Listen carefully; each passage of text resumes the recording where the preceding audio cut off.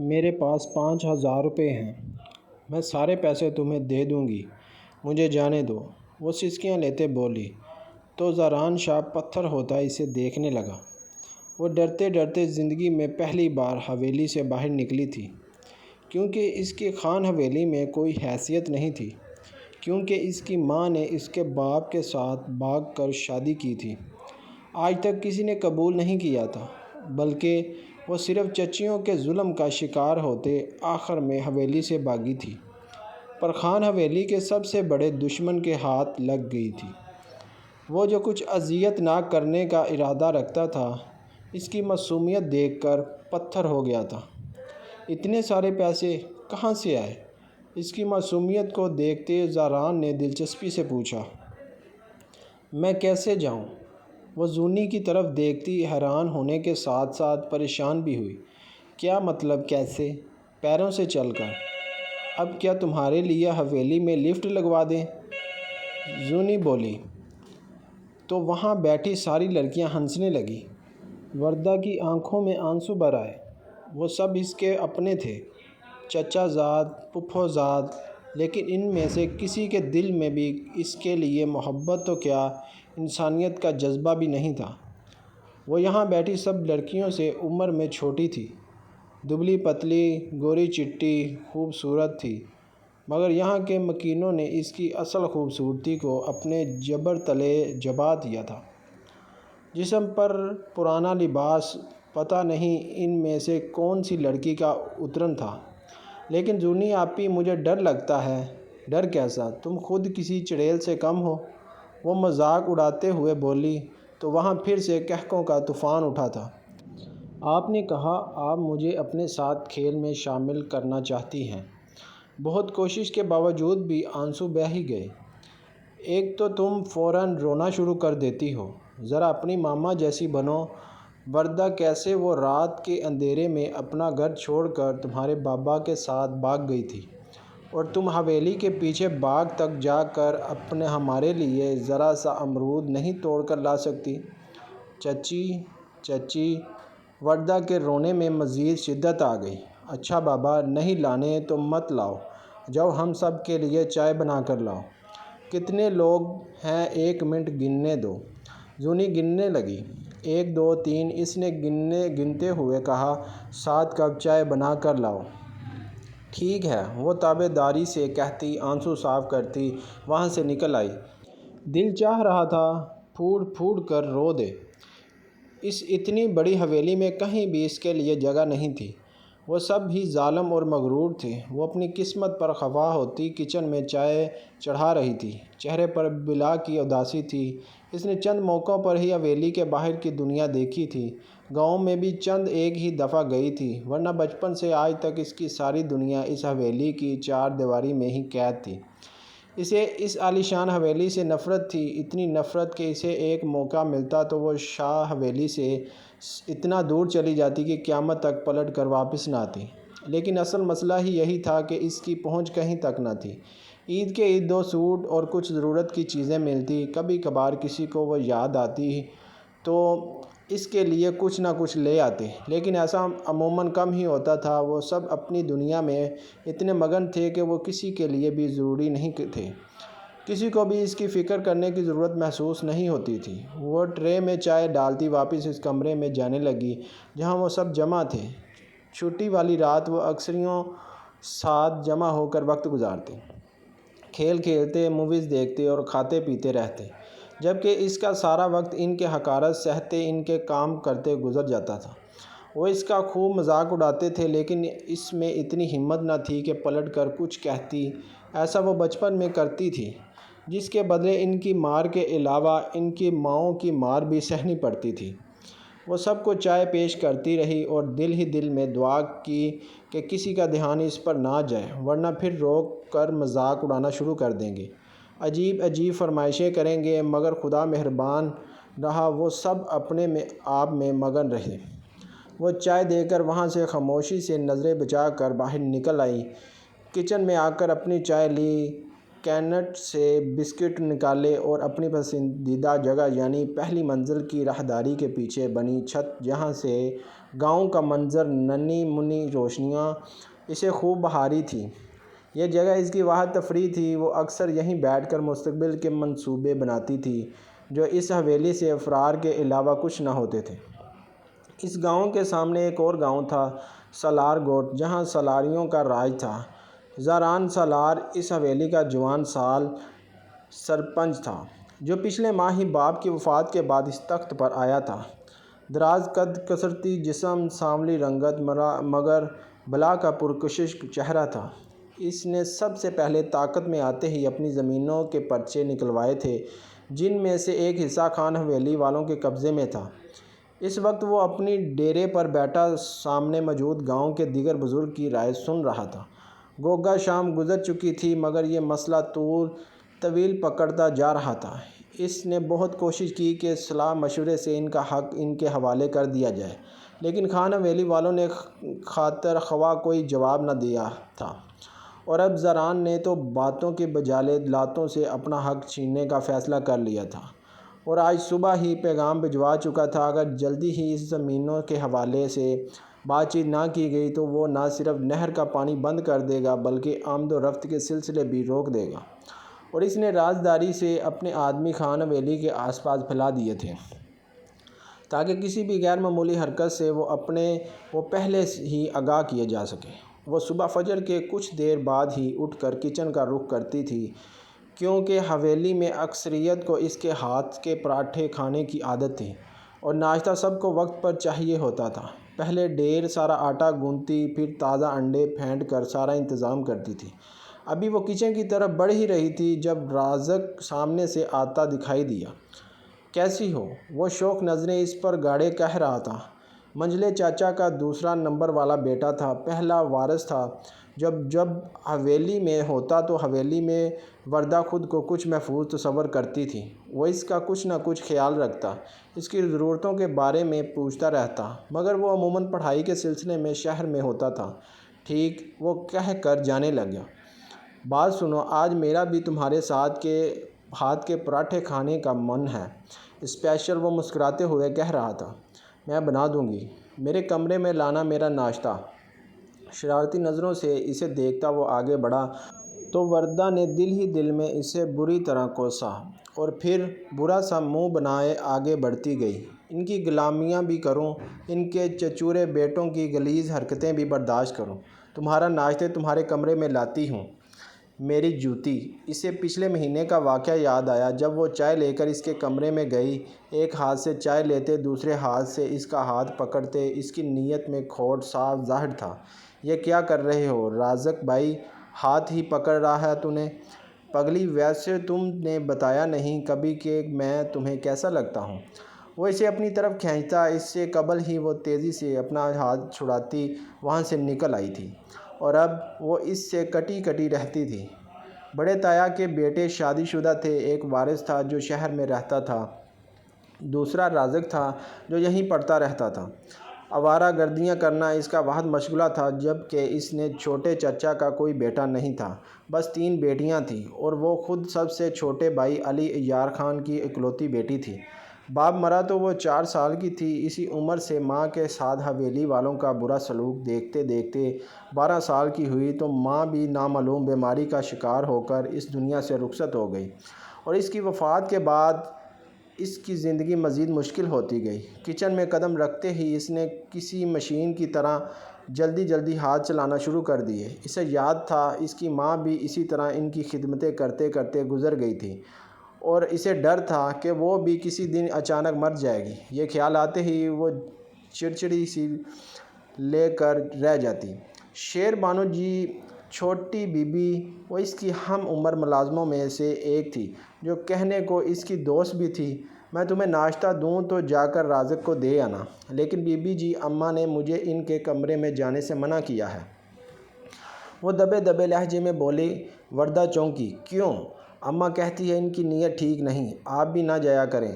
ایک دن میں چائے لے کر گئی تو انہوں نے میرے ساتھ دست درازی کی اور کہا کہ کسی کو بتایا تو برا حشر کروں گا۔ یہاں وہاں ہاتھ لگاتے ہیں بی بی، وہ سر جھکائے بولی تو وردہ کا خون خشک ہو کر رہ گیا۔ تم نے کسی کو شکایت نہیں لگائی؟ زلیخا چچی سے کہنا تھا مجھے ڈر لگتا ہے۔ بی بی جی وہ نم آنکھوں کو رگڑتے بولی۔ آپ مجھے کوئی اور کام بولیں۔ وہ اس کے سامنے سر جھکائے کھڑی کہہ رہی تھی۔ اچھا ٹھیک ہے، رہنے دو۔ اس کے کاندھے پر ہاتھ رکھتی وہ اپنا کام کرنے لگی۔ ناشتہ بناتے اس نے ٹرے میں انڈا، چائے اور پراٹھے رکھے، پھر کسی ملازم کی تلاش میں نظریں بھٹکاتی کچن سے نکلی۔ سامنے ہی عطا کھڑا دکھائی دیا، جو شاید دوپہر کے کھانے کے لیے گوشت سبزی لایا تھا۔ عطا بھائی، بی بی جی یہ ناشتہ پہنچا دے رازق بھائی کے کمرے تک۔ جی بی بی۔ وہ ٹرے لیے وہاں سے چلا گیا اور وہ باقیوں کے ناشتے تیار کرنے کچن میں واپس آ گئی۔ ابھی کچھ دیر ہی گزری تھی جب رازق ہاتھ میں ٹرے لیے تن تن کر وہاں آیا اور ٹرے اس کے سامنے پٹک دی۔ تم سے میں نے کیا کہا تھا؟ وہ اس پر چلایا۔ آپ نے ناشتہ مانگا تھا۔ دھیمی آواز میں جواب دیا۔ تم لے کر کیوں نہیں آئی؟ وہ اس پر چلا رہا تھا۔ کیا میں کوئی کتا ہوں جو بکواس کرتا ہوں تمہارے آگے؟ میری بات کی کوئی اہمیت نہیں؟ سارے میں گھوم کے سب کے کام کرتی ہو۔ میں کوئی کام بولوں تو تم میلے کچیلے پسینے میں بڑے ملازموں کے ہاتھ میرا ناشتہ بیچتی ہو۔ وہ اس پر دھاڑ رہا تھا۔ تب ہی سب وہاں جمع ہونے لگے۔ کیا ہوا؟ زلیخا بیگم اس کی طرف دیکھ کر پوچھ رہی تھی۔ وہ میں یہ کیا بتائے گی ماما، میں بتاتا ہوں۔ ادھر ملازموں کے ساتھ کھڑی میری برائی کرتی ہے۔ میں وہ بولنا شروع ہوا تو چپ ہی نہ ہوا۔ وردہ اس کی اپنی طرف سے لگائی گئی باتوں پر حیران پریشان رہ گئی۔ تمہاری اوقات کیا ہے جو تم میرے بیٹے کے بارے میں ایسا بولو؟ ہاں؟ اسے بازو سے کھینچتے ایک تھپڑ لگاتے زلیخا بیگم نے جھنجھوڑتے ہوئے فرش پر دھکیلا تو وہ گر گئی۔ اس کی آنکھوں سے آنسو نکلنے لگے، کانوں سے احساس توہین کی وجہ سے جیسے دھواں سا خارج ہو رہا تھا۔ اپنی اوقات میں رہو ورنہ وہ حشر کروں گی کہ سارا زمانہ دیکھے گا۔ جاؤ جا کر ناشتہ تیار کرو۔ وہ کہتی وہاں سے چلی گئی۔ وردہ آنسو پیتی وہاں سے اٹھنے لگی، کانپتے ہاتھوں سے روٹیاں بیلتی۔ وہ مسلسل بہتے آنسوؤں پر بند باندھنے کی کوشش کر رہی تھی۔ آپ ان پر پرچہ کیوں نہیں کرواتی چھوٹی بی بی؟ اس حویلی پر جتنا ان سب کا حق ہے، آپ کا بھی تو ہے۔ شیر بانو دھیمے لہجے میں اس سے کہہ رہی تھی۔ میرا کون سنے گا؟ وہ بے چارگی سے بولی۔ سب سنیں گے بی بی جی۔ یہ سوشل میڈیا کا دور ہے، اس کی مدد سے آج کل ہر کوئی اپنی بات کہیں بھی پہنچا سکتا ہے، لیکن آپ کے پاس تو موبائل ہی نہیں۔ کیا آپ میرے فون سے ویڈیو بنائیں گی؟ نہیں شیر بانو، شکریہ، میں اپنا تماشا ساری دنیا میں نہیں بنا سکتی۔ مجھ سے نہیں ہوگا۔ لیکن پھر کب تک یہ سب برداشت کرتی رہیں گی؟ وہ ہمدردی سے کہہ رہی تھی۔ کوئی کیسی ہی کر لیں۔ پھر رازداری سے مشورہ دیا۔ چلی جائیں یہاں سے، نہ آپ کی عزت محفوظ ہے یہاں نہ عزت نفس۔ وہ بولی تو وردہ کی آنکھیں پھر آنسو بہانے لگیں۔ شیر بانو کے منہ سے یہ بات مزید چبھی تھی۔ دل میں درد سا اٹھا۔ تم مجھ سے زیادہ ہمت والی ہو شیر بانو۔ وہ ہنس دی تلخی سے، درد بڑی آواز میں جیسے صدیوں پرانی حسرت تھی۔ شیر بانو نے اپنی قمیض میں ہاتھ ڈالتے 5,000 کا نوٹ اسے پکڑایا۔ یہ لیں بی بی جی۔ اس کے ہاتھ میں دے کر اس کی مٹھی بند کر دی۔ وہ حیرت سے اپنی مٹھی کھولے 5,000 کے نوٹ کو دیکھتی رہی۔ زندگی میں پہلی دفعہ اس نے 5,000 کے نوٹ کو چھوا تھا۔ یہ تمہیں کہاں سے ملا؟ یہ مت پوچھیں، بس اپنی مدد آپ کریں اور اس جہنم سے چھٹکارا پا لیں۔ وہ کہہ کر وہاں سے چلی گئی۔ وردہ بے یقینی سے اپنے ہاتھ میں رکھے نوٹ کو دیکھ رہی تھی۔ شام کا پہر تھا جب وہ اپنی پسندیدہ جگہ پر بیٹھی دور اڑتے پنچھیوں کو دیکھ کر ان کی قسمت پر، ان کی آزادی پر رشک کر رہی تھی۔ چہرے پر تھپڑ کا نشان واضح تھا۔ تب ہی آہٹ پر اس نے پلٹ کر دیکھا۔ چہرے پر تھپڑ کا نشان واضح تھا۔ تب ہی آہٹ پر اس نے پلٹ کر دیکھا۔ سامنے وارث کھڑا تھا۔ پینٹ شرٹ میں ملبوس، بالوں کو سلیقت سے بنائے، ازا شیو اور خوبرو جوان تھا۔ کیسی ہو میڈم؟ کہاں گم ہو؟ صبح سے آیا ہوں، نظر ہی نہیں آئی۔ وہ وہیں سینے پر ہاتھ باندھے خوش اخلاقی سے پوچھ رہا تھا۔ وہ واحد تھا جس کے لہجے میں اس سے بات کرتے ہوئے کوئی حقارت تحکم نہیں ہوا کرتا تھا۔ آپ کب آئے؟ وہ خوش دلی سے مسکرائی۔ اسے دیکھ کر اچھا لگتا تھا۔ 11 بجے آیا۔ تم کدھر تھی؟ میں یہیں۔ اس نے خاطر خواہ کو کوشش کی اپنے چہرے پر چھپے تھپڑ کا نشان چھپا لے۔ پتہ تھا یہیں ہوگی، اس لیے یہیں آ گیا۔ یہ لو۔ اس نے ہاتھ بڑھایا تو ایک خوبصورت بریسلیٹ تھا۔ زونی نے فرمائش کی تھی، سوچا تمہارے لیے بھی ایسا لے آؤں۔ اس نے ہچکتے ہوئے تھاما اور چمکتی آنکھوں سے اسے دیکھنے لگی۔ شکریہ، چہرے پر کیا ہوا؟ کسی نے مارا ہے؟ وہ یک دم فکر مندی سے کہتا غور سے اس کا چہرہ دیکھنے لگا تو احساس ذلت سے اس کی آنکھیں بڑھ آئیں۔ کچھ ہوا تھا۔ اس نے اپنی ساری کتھا اس کے گوش گزار کی تو وہ تعصب سے اسے دیکھے گیا۔ تم کب اپنے لیے سٹینڈ لوگی وردہ؟ مضبوط بنو، یہ تمہارا بھی گھر ہے۔ موقع کیوں دیتی ہو سب کو؟ وہ جانتی تھی اب وہ خود اعتمادی اور مضبوطی پر لمبا لیکچر دے گا، لیکن وہ اکثر سوچتی تھی کہ وہ کبھی اس کے لیے سٹینڈ کیوں نہیں لیتا، مگر پھر یہ سوچ کر خود کو تسلی دیتی کہ شاید وہ نہیں چاہتا کہ وہ مزید اس کی وجہ سے بھی گھر والوں کے اعتبار کا شکار بنے۔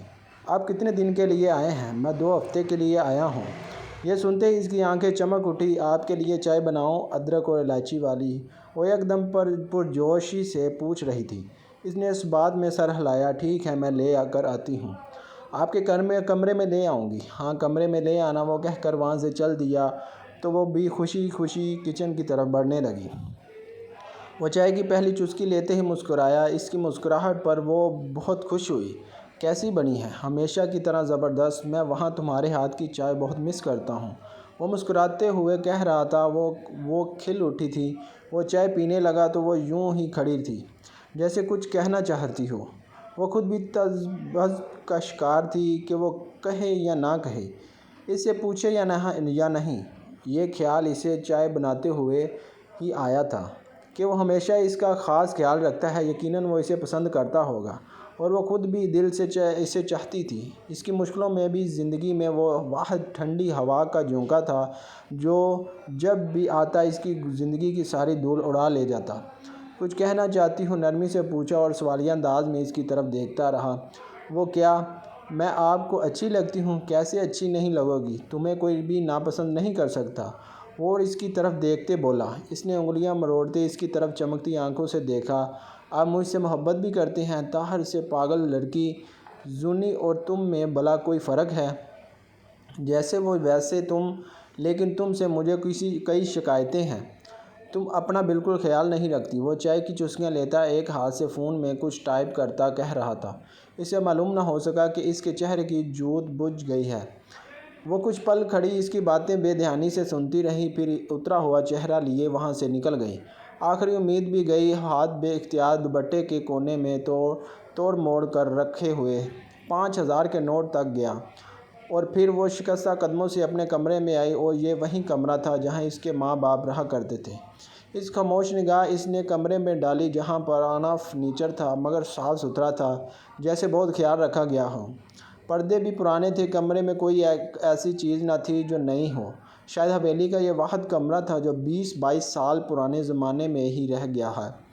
اس نے آ کر الماری کھولی۔ اس کی ماں کے کپڑے تھے جن میں سے کچھ وہ پہنتی تھی، کچھ بھرے ہوئے کڑھائی والے ملبوس تھے، کچھ ساڑیاں تھیں۔ اس نے کچھ ملبوسات ایک طرف رکھ دیے، پھر ایک دراز کھولی جہاں کبھی زیورات ہوا کرتے تھے مگر اس کی ماں کے بعد سب کچھ لے لیا گیا۔ فقط ایک چین تھی جو اس نے پہن کر قمیض میں چھپا لی تھی۔ ایک انگوٹھی تھی، اس نے پہن لی۔ اسٹور روم میں گھس کر اپنا پرانا اسکول بیگ نکالا جو 8ویں کلاس میں وہ استعمال کرتی تھی۔ ماں کی وفات کے بعد 8ویں میں ہی اس کا اسکول چھڑوا دیا گیا تھا۔ اس نے اپنا مختصر ضروری سامان اس بیگ میں ٹھونس ٹھونس کر بھر دیا۔ آنکھوں سے آنسو جاری تھے۔ وہ حویلی کے احاطے سے دور جھاڑیوں میں چھپے تھے۔ حویلی کے احاطے سے باہر نکلتے ہی پتھریلی روشنی تھی جو دور تک جاتی تھی۔ حویلی سے نکلنے پر عقبی طرف باغات تھے، سامنے کی طرف گاؤں اور کھیت وغیرہ تھے، جبکہ دائیں جانب ایک ریل کی پٹری تھی جس کے پار وہ گاؤں تھا جسے سالاروں کا گوٹھ کہا جاتا ہے۔ وہ احاطے کے اندر ایک لکڑی کے پھاٹک کے قریب کھڑی تھی جسے کھولنا کچھ مشکل نہ تھا۔ سیاہ چادر میں لپٹی وہ خود بھی اندھیرے کا حصہ معلوم ہو رہی تھی۔ اس پر وہ بری طرح خوف زدہ تھی۔ اس کا دل بری طرح دھڑک رہا تھا مگر آج نہیں تو کبھی نہیں۔ اس نے آواز پیدا کیے بغیر اس پھاٹک کی زنجیر ہٹائی۔ چڑ کی آواز آئی مگر وہاں کوئی چوکیدار نہ تھا۔ اگلے 2 منٹ وہ احاطے کے پار تھی لیکن نہیں جانتی تھی کہ شکاری تاک لگائے بیٹھے تھے۔ وہ لرزتے قدموں سے پٹری کی طرف بڑھتی گئی۔ منصور، یہ لڑکی دیکھ رہے ہو؟ لگتا ہے حویلی کی مالکن ہے۔ کیا پتہ ملازمہ ہو۔ کوئی ملازمہ ایسی آدھی رات کو رزق کیوں لے گی؟ یہ ضرور مکین ہے، اسے اغوا کے سائے کے ساتھ پاس لے جاتے ہیں۔ لیکن وہ تو خود ہی پٹری کی طرف بڑھ رہی تھی۔ اسے جانے دو، اس کا پیچھا کر کے ہم اپنے علاقے میں اسے دبوچ لیں گے۔ ان میں سے 3 بے وقف سے باری باری نکل کر اس کے پیچھے چل دیے۔ وہ کچی سڑک پر پتھروں اور مٹی کے ڈھیروں پر لڑکھڑاتی ہوئی تیزی سے چل رہی تھی۔ اسے معلوم نہیں تھا کہ وہ کہاں جا رہی ہے، وہ نہیں جانتی تھی کہ اسے جانا کہاں ہے، مگر پھر بھی وہ چل رہی تھی۔ دفتن اسے اپنے پیچھے بھاری قدموں کی دمک سنائی دی۔ وہ یکدم خوف زدہ سے پلٹی اور اسی پل اس کے منہ پر ہاتھ رکھتے کسی نے اسے دبوچ لیا۔ وہ شور مچانے کی ناکام کوشش کرتی، بری طرح پھڑپھڑاتی ہوئی خود کو بچانے کی کوشش کر رہی تھی، مگر ناکام رہی۔ اسے کسی گاڑی میں ڈال دیا گیا۔ کون ہیں آپ لوگ؟ وہ ڈری ہوئی ان جسیموں مردوں کو دیکھ بوجھ رہی تھی۔ شش، چپ کر کے بیٹھی رہو، ان سے ایک نہ چھڑکا۔ وہ یکدم کھڑکی کی طرف جھپٹ کر شیشہ بجانے کی کوشش کرتی، اس سے پہلے ہی ان میں سے ایک نے اسے گھسیٹ کر بٹھایا۔ ہر کوشش بیکار ہے، یہ علاقہ بھی ہمارا ہے اور یہاں ہمارا قانون چلتا ہے۔ خاموشی سے بیٹھی رہو ورنہ حشر بگاڑ دیں گے۔ اس کی بھاری آواز پر وہ دہل کر بیٹھی رہی، یہاں تک کہ گاڑی کسی احاطے میں داخل ہوئی۔ اب گاڑی اونچے اور نیچے راستوں سے نہیں گزر رہی تھی۔ اسے احساس ہوا کہ اب وہ کسی جگہ رکنے والے ہیں۔ اس کے آنسو بہنے لگے۔ یا اللہ، میں تو بس اپنے لیے قدم اٹھانے وہاں سے نکلی تھی۔ کیا میں غلط کیا تھا کہ رونے اتنی جلدی سزا دے دی؟ وہ دل ہی دل میں اللہ سے مخاطب تھی، یا اللہ میری عزت محفوظ رکھنا، جان کی خیر ہو۔ دعا کرتے اس نے سر جھکا لیا۔ گاڑی سے اترو، کوئی چالاکی کی تو گولیاں بیجے میں اتر جائیں گی۔ ان کی دھمکی پر وہ کوئی رد عمل ظاہر کیے خاموشی سے ان کے بتائے راستے پر چل رہی تھی، یہاں تک کہ وہ ڈیرے پر پہنچ گئے۔ اسے ایک کمرے میں پہنچا دیا گیا اور کمرہ پیچھے سے بند کر دیا گیا۔